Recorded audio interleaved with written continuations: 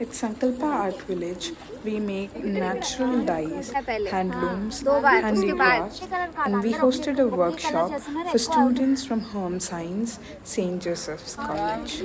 So here are how students explored natural dyes. Ready to learn the skill, but they don't know the skill.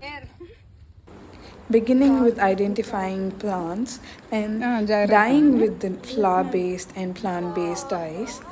The process is joyful and also a great experience for the students.